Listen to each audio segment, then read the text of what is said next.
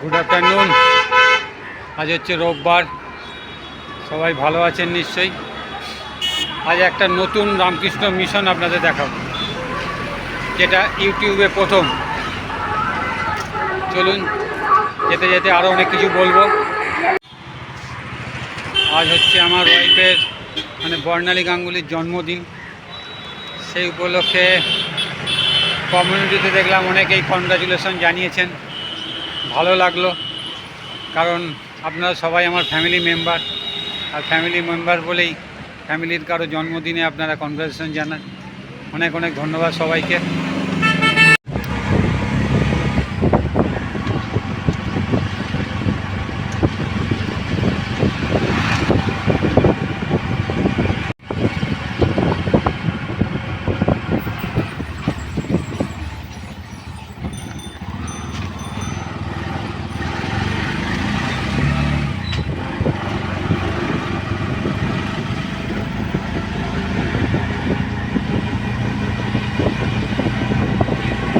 এই মন্দির খোলার সময় দেখে নিন, সকাল 6:30 থেকে 12টা, বিকেল 4টে থেকে রাত্রি 8টা পর্যন্ত। এবার চলুন মন্দিরের ভিতরে যাব। এই হচ্ছে মন্দিরে ঢোকার গেট। এবার চলুন ভিতরটায় যাই। মন্দিরটার পিছন সামনেই আমি দাঁড়িয়ে আছি, পিছন দিকে হচ্ছে মন্দির, একদম প্রাইভেট মন্দির। ওনাদের পারমিশন নিয়েই এখানে এসেছিলাম। আসাটা একটুখানি কষ্টের, তবে কিভাবে এসছি সেটা আরও সুন্দর করে জেনে নেব এখানে যারা থাকেন তাদের কাছে। আর ঠাকুরমা আর স্বামীজি তো আছেনই এখানে। একটা পদ্ম ফুলের মতন মন্দিরটা, একবার উপর থেকে দেখাতে পারলে আপনারা বুঝতে পারবেন। চলুন এবারে আপনাদের পুরো জায়গাটা ঘুরিয়ে দেখাই।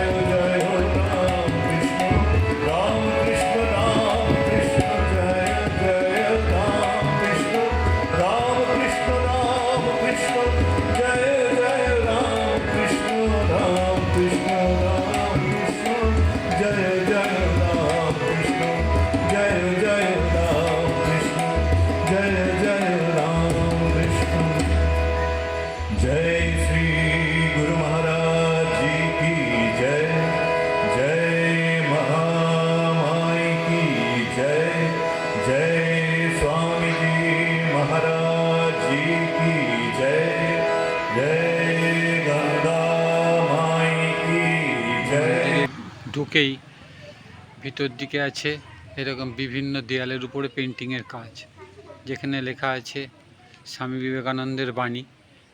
এমন কাজ করে চলো যে তুমি হাসতে হাসতে মরবে, আর জগৎ সংসার তোমার জন্য কাঁদবে। এদিকে একটা আছে, ওদিকে আছে, এদিকে আছে। এই হচ্ছে মন্দিরটার বাইরেটা, চারিদিক ঘোরা যাবে। সামনে একটা লন আছে এইরকম। আর ওপাশে যে দেখছেন বিভিন্ন মুনি মনীষীদের ফটো আছে। একটা এই সব বাচ্চারা এখানে সব বিকেলবেলা খেলতে চলে এসছে, বসে আছে মায়ের সামনে। ওদিকে আছে একটা জেনারেটর, মনে হচ্ছে এটা জেনারেটর, যদি কারেন্ট চলে যায়। এই হচ্ছে মন্দিরের সামনেটা আপনাদের দেখাচ্ছি। এই সিঁড়ি দিয়ে নামার রাস্তা, আর সিঁড়ি দিয়ে নেবে এইটা দিয়ে ঢুকে সামনেই হচ্ছে মন্দির, রাস্তার একদম সামনেই। এখানে দেখতে পাচ্ছেন এইরকম সব গাছ আছে ছোটো ছোটো, তার পাশ দিয়ে রাস্তা। এইটা দিয়ে ঢোকার পরেই বাঁ দিকেই হচ্ছে ঠাকুরের ফটো, শ্রীরামকৃষ্ণ। এখানে হচ্ছে সারদা মা, তারপরে হচ্ছে স্বামী বিবেকানন্দ। ভিতরে ঢুকতে হবে এইভাবে। আর চারিদিকে এরকম গাছ রয়েছে সুন্দর। যারা একদিনের জন্য এখানে ঘুরতে আসবেন তাদের দারুণ লাগবে, কারণ সঙ্গে মন্দির, আর সামনে হচ্ছে আপনার গঙ্গা, আর এইদিকে হচ্ছে ঠাকুরমা স্বামীজির মন্দির। সব মিলিয়ে জায়গাটা খুব সুন্দর। ওদিকে আরও দেয়ালে পেন্টিং আছে অনেকেরই, দেখতে পাচ্ছি না যেহেতু গাছের জন্য, আপনাদেরকে শুধু দেখাচ্ছি মুখটা। চলুন, ওদিকটা হচ্ছে বাথরুম, আর এদিকে হচ্ছে গঙ্গা, সেটা আপনাদের একবার দেখিয়ে নিয়ে আসি।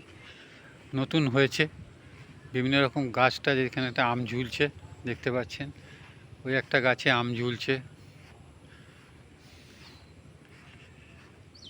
চলুন একবার গঙ্গার ধারটা আপনাদের দেখাই, ভাল লাগবে। এই মন্দিরে আসলে আবার গঙ্গার ধারটাও আপনারা ঘুরে যাবেন। গঙ্গার ধার দেখতে পাচ্ছেন এদিকে, এখানে একটা জেটি ঘাট আছে, এই যে আসছে, এটা কোন দিক দিয়ে আসছে জেনে বলতে হবে।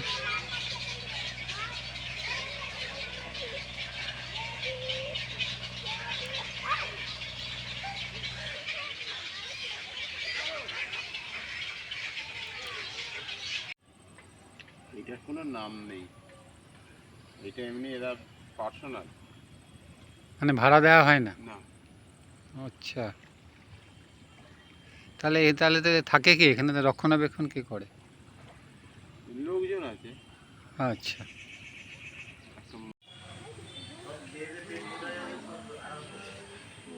যাদের মন্দির তাদেরই এই বাড়িটা, তারাই এখানে থাকে, কোনো থাকার এখানে ব্যবস্থা নেই। আর পুজো সন্ধেবেলায় আর সকালবেলায় হয়, কিন্তু পুরোটাই এটা প্রাইভেট।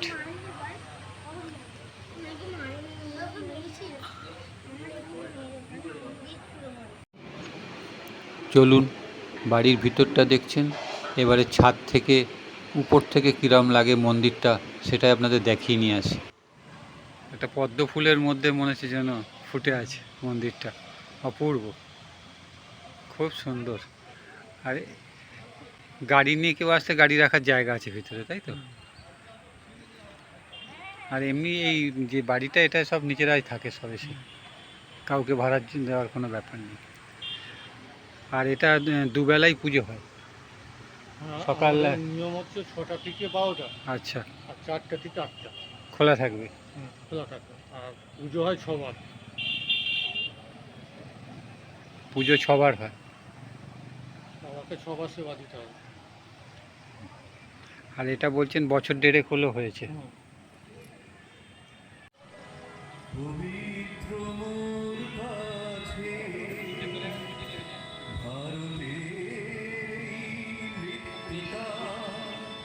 স্বর্গ আমার কাছে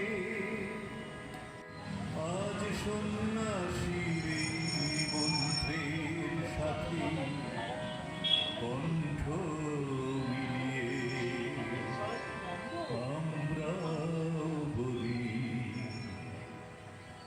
আমরা ভারতবাসী, আমরা ভারতবাসী, আমরা ভারতবাসী। এখন আপনাদের দেখাচ্ছি যে একটু পরে সন্ধ্যা আরতি হবে, তার জন্য ঠাকুরের মালা গাঁথা হচ্ছে এবং এই ফুল দিয়ে ঠাকুরকে সাজানো হবে।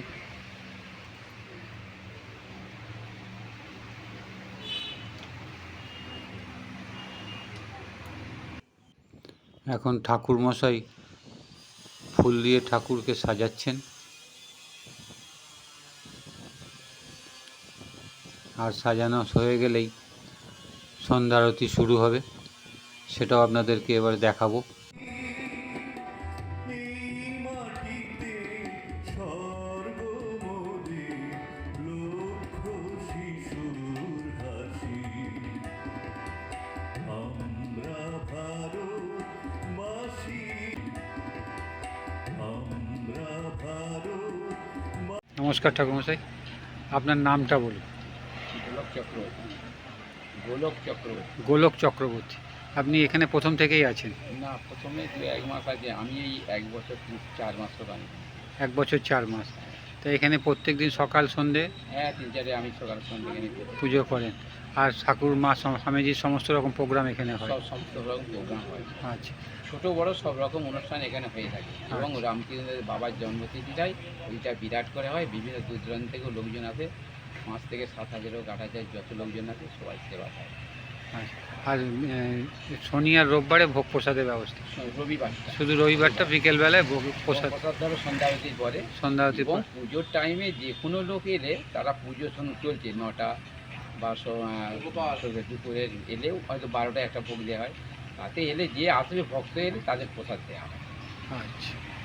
আর এখানে আসার ব্যাপারটা কি করে বলুন তো? আসার ব্যাপারটা ধরুন কোনো যা কলকাতার রায়পুর এদিকে যদি মনে করুন শিয়ালদা থেকে কেউ এলো, শিয়ালদা থেকে কেউ এলে আপনার যদি বজবজ থেকে ট্রেন ধরে ট্রেনে আসতে পারে, ট্রেনে করে বজবজ থেকে এলো আপনার ওখানে শিয়ালদা থেকে বজবজে নামবে। বজবজ থেকে অটোয় আসতে পারে, বাসও আসে, তবে বাস পাবে কিনা সবসময় ঠিক নেই। অটো এলে ধরুন বিল্লাপুর থেকে আবার ডোঁয়ারিয়ানা মোড় কি বিল্লাপুর থেকে আরেকটা রোড আছে, নদীর ধার হয়ে অটোয় করে যদি রায়পুর 75 বাস স্ট্যান্ড বলে ওখানে এলেও ওখান থেকে আবার অটো ধরে ওখান থেকে আবার এবার বলতে হবে বুড়ুলের অটো ধরবে। বুড়ুলের অটো ধরলে সেই রায়পুর মোড়ে একটা তেমাতেন গাছের জায়গা আছে, ওখানে আনা গেছে একটু হেঁটে এসে রায়পুর বাস স্ট্যান্ডের কাছে একটু হেঁটে এসেই ওই বুড়ুলের যাবে, সেই অটোয় উঠলে এক টুকরো বেলুর মঠ। মন্দিরের নাম বললেন এক টুকরো বেলুর মঠ। এক টুকরো বেলুর মঠ। আচ্ছা, এটা বছর 1.5 বছর হয়েছে। আচ্ছা, ঠিক আছে ঠাকুরমশাই, ধন্যবাদ।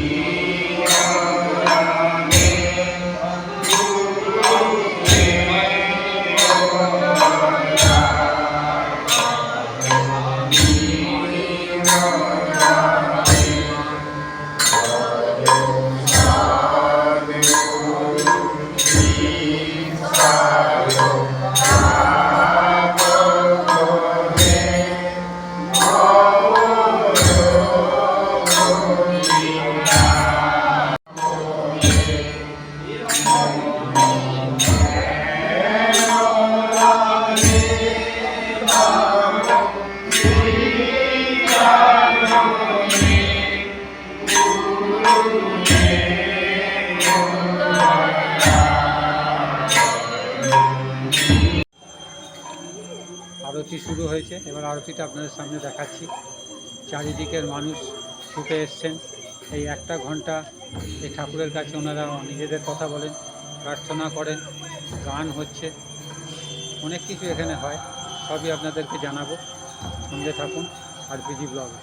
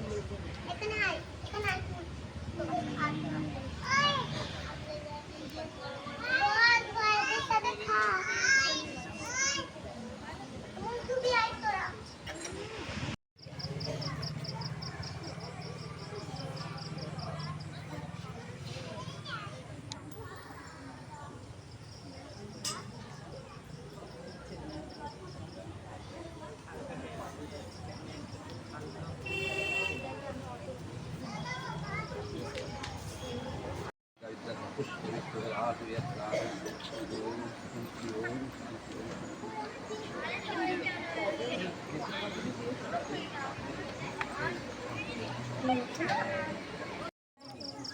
এবার পুরো মন্দিরটা ঘোরা হবে, এই মন্দিরটা প্রদক্ষিণ হবে, সেটাই আপনাদের এবার দেখাবো।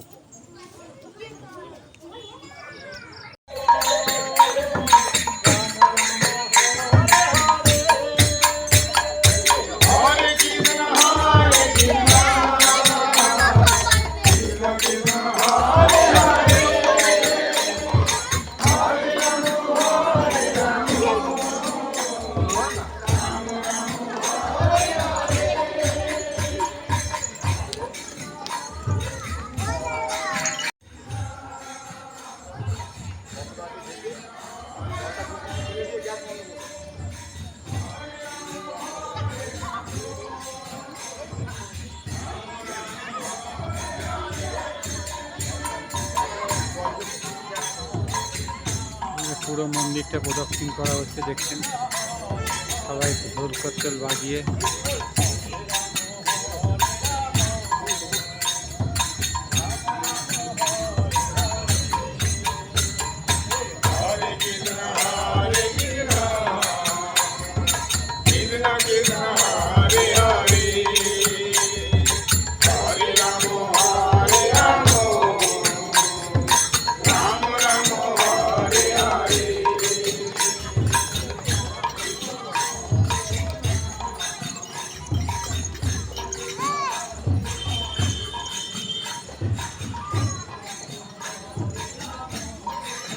আর এখানে হয়ে যাওয়ার পরে ভোগ প্রসাদ দেওয়া হবে, তার জন্য সব রেডি করা হয়ে গেছে। এখানে প্রসাদ রয়েছে, বাটি রয়েছে, ওই প্রদক্ষিণ হয়ে গেলেই সবার হাতে প্রসাদ দেওয়া হবে।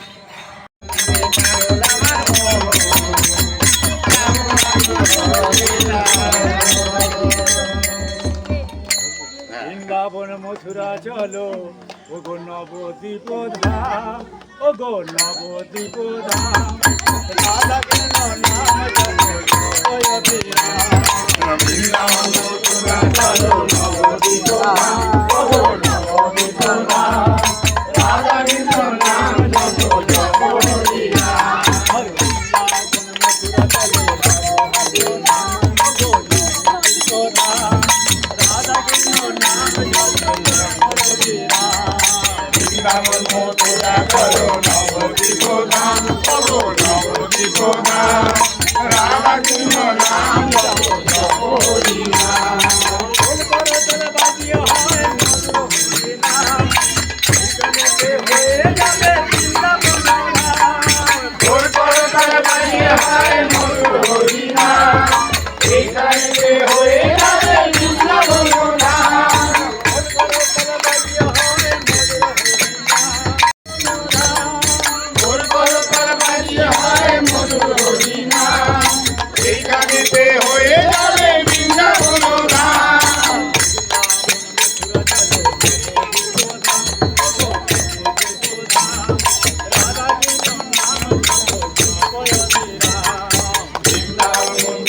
চলো নবদ্বীপ ধাম, ও গো নবদ্বীপ ধাম, রাধা কৃষ্ণ নাম জপো জপরি নাম।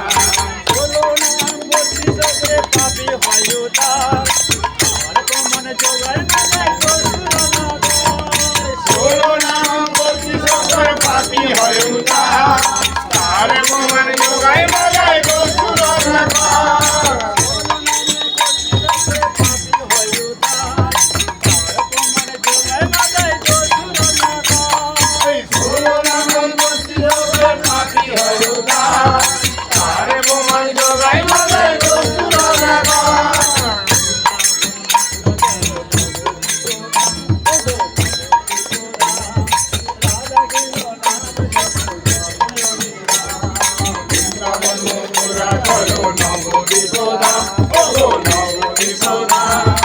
রাধা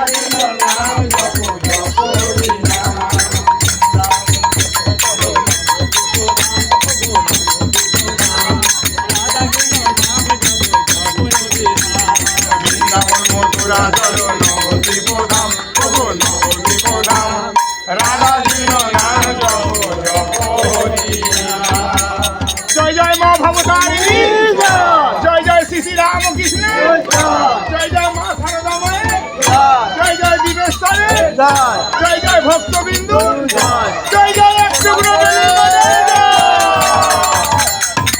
ঠাকুর তুমি সকলের মঙ্গল করো, সকলকে খুশি রাখ, সকলকে আনন্দ রাখো।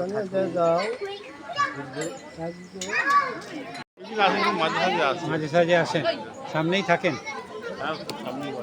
আর রোববারে শনিবারে আসেন, রবিবারে আসুন, কিরম লাগে?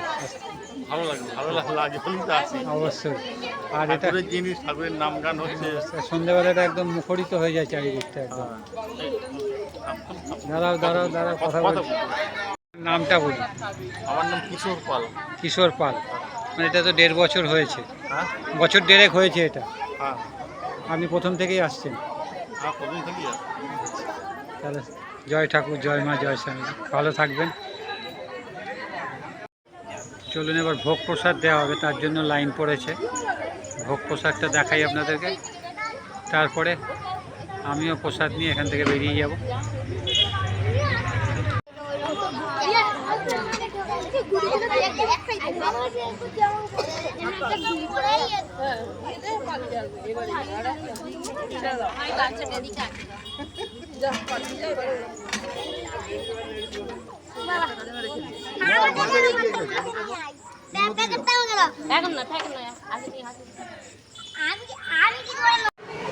চলুন, এতক্ষণে নিশ্চয়ই দেখে নিয়েছেন, খুব সুন্দর জায়গা।